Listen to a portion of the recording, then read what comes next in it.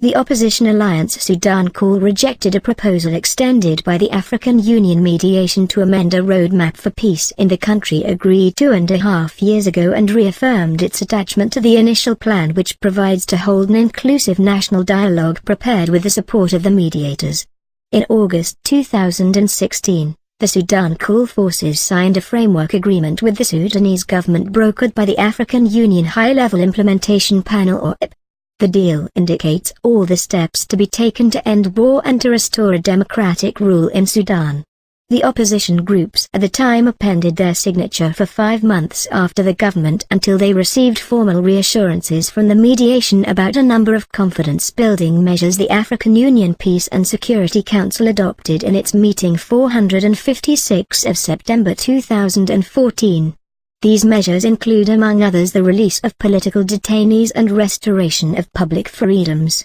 In a recent letter to the leader of the opposition umbrella Sadiq Kalmadi on the 25th of September 2018, OIP Chair Mbeki proposed to engage directly in the constitutional process, putting aside the creation of a conducive environment and a preparatory meeting outside Sudan for a comprehensive national dialogue that should be followed by the Constitutional Conference.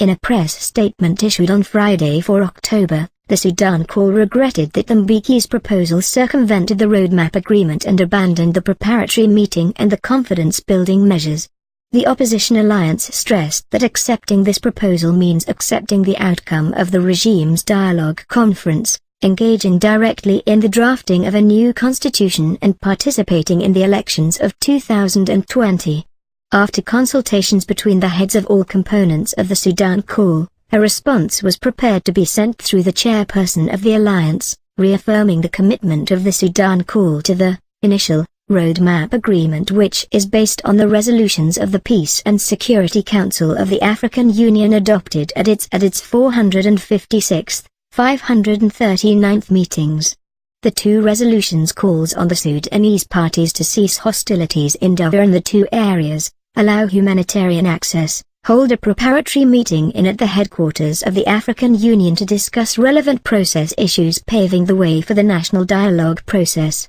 Sources close to the Sudan call said the Sudanese opposition considers Mbeki's proposal as a huge setback, casting doubts on the credibility of the mediation as it clearly sides the declared position of the government in Khartoum. The regime's lack of true will for change is the main obstacle to reaching a comprehensive and just political solution to the crises in the country, said the opposition alliance. The Sudan call will not be part of the play of false change and superficial beautification of the regime, and will work to escalate the peaceful popular struggle, the opposition further stressed.